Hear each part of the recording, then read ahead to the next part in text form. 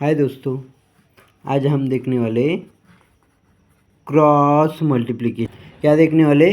Cross multiplication. ऐसे भी बोल सकते हैं हम इसको कि जो दो फ्रैक्शन नंबर होते हैं, फ्रैक्शन नंबर पता है ना, ऐसे करके, तो इसमें एडिशन और सम और डिफरेंस ऐसा होता है। ऐसे साइन जो होते हैं उसको बोलते हैं क्रॉस मल्टीप्लिकेशन। जैसे देखो, हम एग्जांपल के तौर पे ऐसे लिखेंगे। इसका इसको सॉल्व करना हो तो इसको सॉल्व करने की जो मेथड होती है वो होती है क्रॉस मल्टीप्लिकेशन। इसको सॉल्व करने की मेथड कैसे होती है या कौन सी होती है? देखो, पहले तो आपको डिनोमिनेटर ऊपर का जो होता है उसको बोलते हैं न्यूमरेटर। क्या होता है? न्यूमरेटर। और नीचे होता है डिनोमिनेटर। क्या होता है? डिनोमिनेटर। तो आपको डिनोमिनेटर को सेम करना है। क्या करना है? डिनोमिनेटर को सेम करना है। तो कैसे करोगे? कन्फ्यूजन है आपको? तो आसान है। तो क्या कर सकते हैं हम? इसको इससे मल्टीप्लाई करके और इसको इससे मल्टीप्लाई करके आप डिनोमिनेटर सेम कर सकते हो। तो देखो, इसको अगर इससे मल्टीप्लाई करोगे तो इसको ही करना पड़ेगा, खाली इसको करना नहीं पॉसिबल। ओके, तो चेंज होगा तो आपको मैथमेटिशियन बन सकते हो। तो इतनी बड़ी बात नहीं कर सकते। तो अगर 5 को 7 से मल्टीप्लाई करोगे तो 7 से 4 को भी करना पड़ेगा। तो इसका मतलब हम ऐसे लिखेंगे और इसको 5 से मल्टीप्लाई करेंगे, करना है तो 5 से मल्टीप्लाई करेंगे। तो क्या हुआ? अभी क्या आया? 4 7 ज़ा 28 अपॉन 5 7 ज़ा 35 प्लस 6 5 ज़ा 30 अपॉन 7 5 ज़ा 35। अभी डिनोमिनेटर सेम हुए। क्या हुए? डिनोमिनेटर सेम हुए। तो ऊपर की न्यूमरेटर के हम डायरेक्टली एडिशन कर सकते। 8 0 ज़ा 0, 5 3 एंड 2 कितना होता है? 5 35।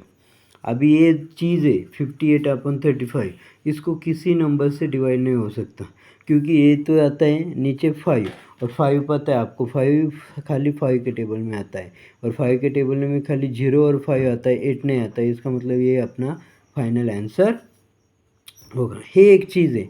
और दूसरी मेथड जो मैंने बताया ना क्रॉस मल्टीप्लिकेशन की, कैसे होती है? 4/5 प्लस 6/7। तो इसको कैसे करना है? देखो, पहले तो ऐसे मल्टीप्लिकेशन करो एक नंबर, फिर दूसरी प्रोसेस है दूसरी तरफ मल्टीप्लिकेशन करना है 2 नंबर, और तीसरी प्रोसेस है तीसरा मल्टीप्लिकेशन करना है 3 नंबर नीचे वाले का। तो कैसे करोगे? 4 7 ज़ा 28 प्लस 5 6 ज़ा 30 second multiplication divide third multiplication 5 7 ज़ा 35। तो 28 को और 30 को मिलाओ कितना होता है? 58 अपॉन, एक्चुअली ये 50 है, कन्फ्यूजन मत करो, 35। देखो, सेम ही आंसर है ना। तो ऐसे तरह के जो फ्रैक्शन वाले नंबर होते हैं उसमें सम और माइनस यानी दैट इज डिफरेंस बोलते हैं हम। अगर दोनों में से कौन सा भी साइन होगा तो भी टेंशन नहीं लेने का, क्योंकि वही आंसर होता है। वही मेथड से हम सॉल्व कर सकते हैं। कौन से भी दोनों में से सॉल्व करेंगे तो भी चलेगा, वैसे कोई दिक्कत नहीं। आपके हिसाब से आप देख लो, जितना कम टाइम में होगा उतना वही मेथड यूज़ करके आप सॉल्व कर सकते हैं। ओके। अभी क्या करेंगे? और एक प्रॉब्लम लेंगे बड़ा वाला। 12 डिवाइडेड 13 प्लस 16 डिवाइडेड 18। तो प्रॉब्लम क्या है? देखो, अभी ये बड़े बड़े नंबर जो होते हैं ना, तो पहले इसको स्मॉल फ्रैक्शन में कन्वर्ट करने की कोशिश करो। अभी इसको तो हम कर सकते नहीं 12 अपन को 13 को, क्योंकि किसी भी नंबर के टेबल में ये दो नंबर आते नहीं। पर इसको कर सकते। क्या आएगा? 2 8 ज़ा 16, 2 8 ज़ा 16, 2 9 ज़ा 18। ओके, अभी थोड़ा आसान हुआ ना। अभी क्या करेंगे? हमारी मेथड कौन सी वाली? ये क्रॉस मल्टीप्लिकेशन वाली, यही मेथड से सॉल्व करेंगे। चलो, ये आसान लग रहा है मेरे को। आप देखो, अगर पहली वाली लगी तो आप उस मेथड से सॉल्व करो। मेरे को तो यही लगती है। क्योंकि 12 9 ज़ा 12 के टेबल को 9 तक गिनो तो कितना आता है 108। तो यहाँ पे आएगा 108। बीच में प्लस साइन है इसलिए प्लस दे रहा हूँ, ध्यान में देखो, ध्यान में रखो, बीच में जो साइन है वही देना होता है आपको। 13 8 ज़ा कितने होते हैं 13 8 ज़ा कितना होता है 104 बराबर। ओके, सो 104 और 39 ज़ा कितना होता है 117।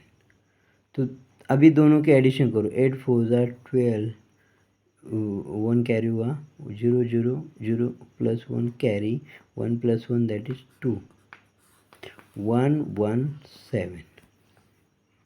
ओके, तो शायद इसको डिवाइड नहीं होगा, तो फिर यही नंबर अपना फाइनल आंसर हो सकता है। फिर भी आप कोशिश कर लो, लेकिन मेरे ख्याल से नहीं होता आसानी से किया कि नहीं, बहुत ही सिंपल मेथड है। ओके, सो अभी नेक्स्ट क्या करेंगे, अभी प्लस साइन था बीच में, अभी बीच में माइनस साइन लेंगे। ओके, तो कैसे आएगा देखो वही मेथड है, सेम मेथड है। क्या है, सेम मेथड है। पहला मल्टीप्लिकेशन, दूसरा मल्टीप्लिकेशन, तीसरा मल्टीप्लिकेशन। तो पहला मल्टीप्लिकेशन 4 7 ज़ा 28। ओके, बीच में माइनस साइन है इसलिए बीच में माइनस साइन आएगी।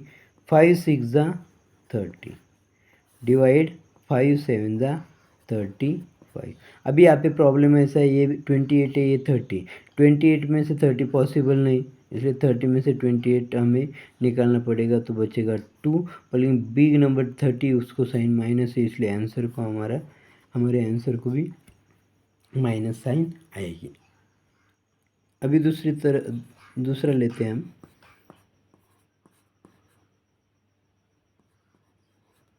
ये वाला वही कैलकुलेशन करो, 8 5 ज़ा 40 माइनस 7 6 ज़ा 42 अपॉन 7 5 ज़ा 35। अभी वही सेम आया। तो देखो अभी फ्रैक्शन नंबर चेंज किया हमने, फिर भी आंसर सेम। तो इसका मतलब क्या होता है, वही अपनी जो मेथड है कॉमन, वही मेथड से हम सॉल्व करेंगे तो दिक्कत नहीं होती, आंसर कोई भी आ सकता है, कौन से भी फ्रैक्शन नंबर का सब्सट्रैक्शन सेम आंसर आ सकता है। इसका मतलब ये दोनों भी क्या हुए, ये वाला इसके साथ सेम ही है, पर ना। और हम लेंगे अभी, सपोज हमने लिया 2/3 बराबर और 1/2। तो सेम मेथड करेंगे, 2 2 ज़ा 4, 3 1 ज़ा 3, पर बीच में माइनस है नहीं या इसलिए यहाँ पे माइनस देना पड़ेगा, और 3 2 ज़ा 6। अभी 4 में से 3 जाएगा, बचेगा 1, 1/6 आया कि नहीं। देखो इस तरह करना है हमें, बाकी कुछ नहीं। अभी यहाँ पे क्या करेंगे, ये जो मेथड से हमने सॉल्व किया ना, ये हमारी पहली वाली मेथड से सॉल्व करेंगे।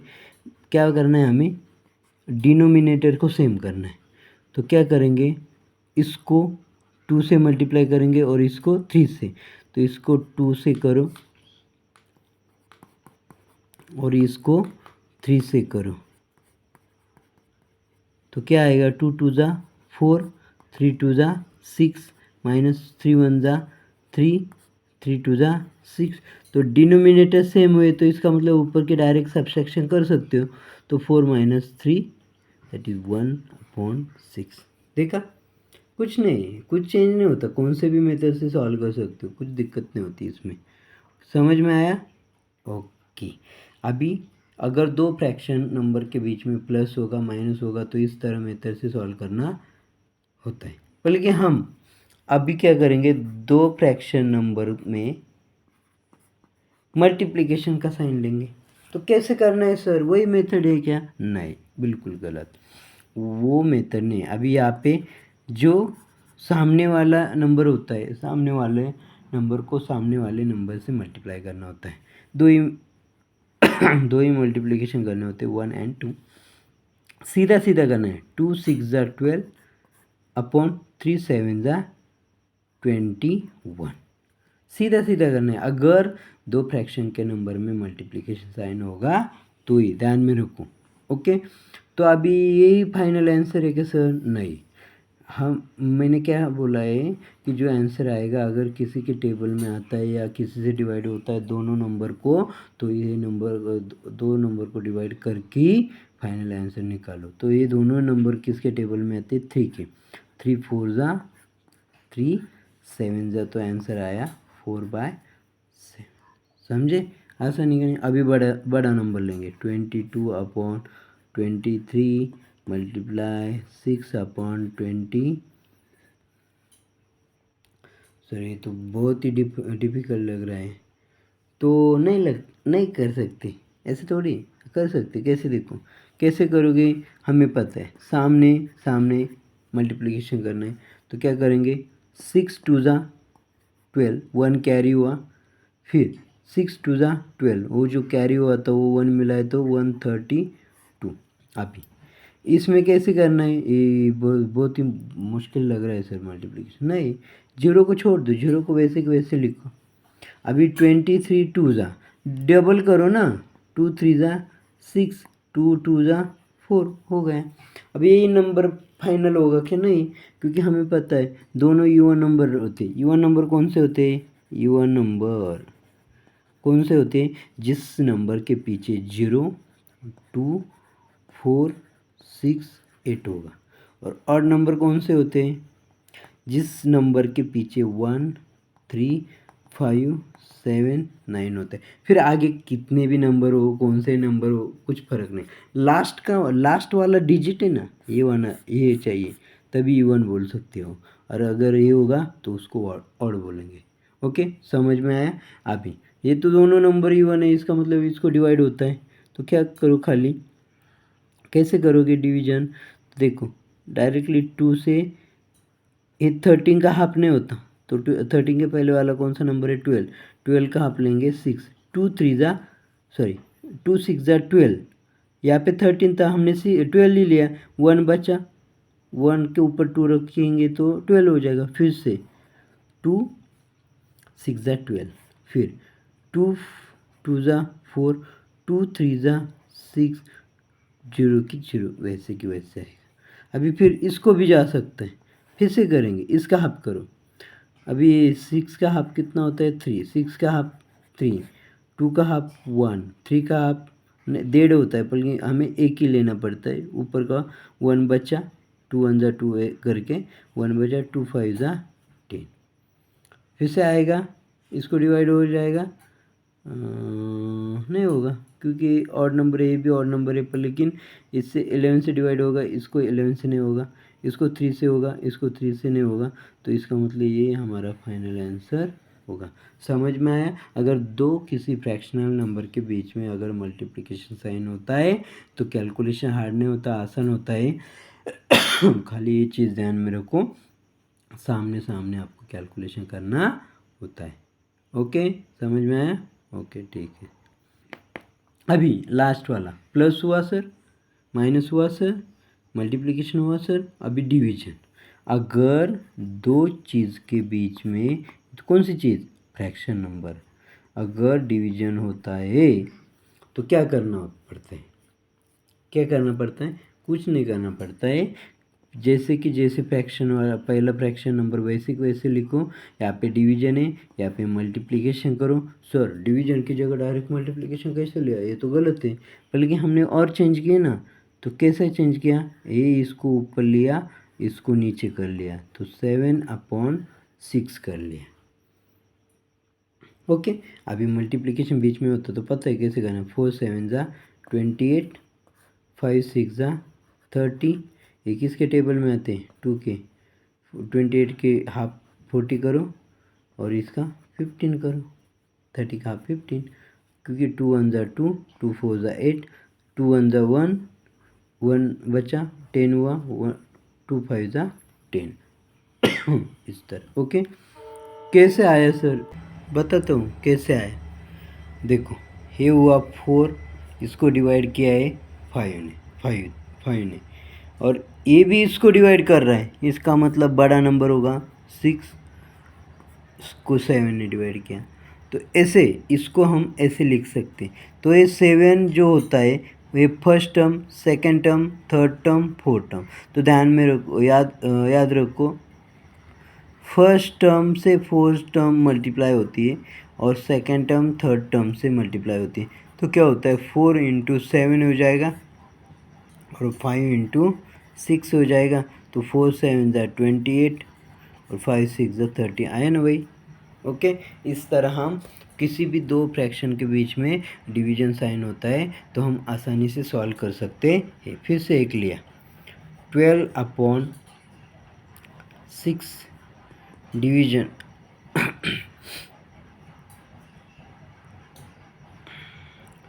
4/3 ऐसे लिया।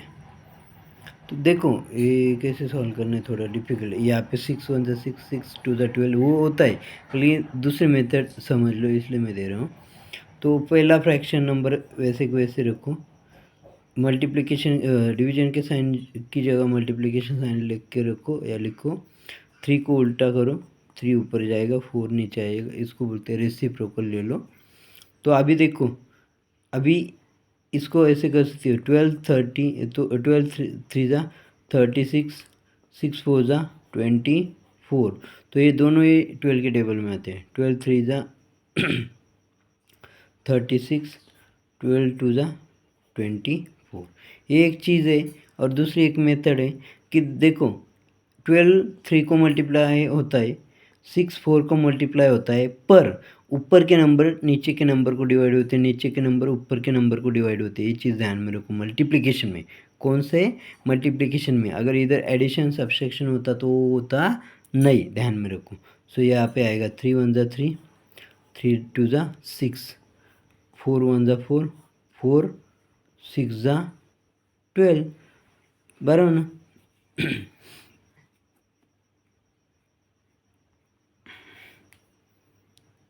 तो सॉरी 4 3 ज़ा 12, मेरा टेबल गलत हुआ। 4 3 ज़ा 12, तो ऊपर कितना बचा 3, नीचे कितना बचा 2, आ गया आंसर। ओके, कैलकुलेशन ऐसा होता है, कौन सा भी मेथड अप्लाई, कौन सा भी मेथड से सॉल्व करो कुछ फर्क नहीं पड़ता, आंसर सेम ही रहता है। ओके, थैंक यू दोस्तों, समझ में आया। जो क्रॉस मल्टीप्लिकेशन था, सम डिफरेंस मल्टीप्लिकेशन और डिवीजन में जो दो फ्रैक्शन नंबर में, वो अच्छे से समझा दिया। तो अच्छे से प्रैक्टिस करो और ये जो कंसेप्ट है कैलकुलेशन की वो क्लियर कर दो। Okay, thank you.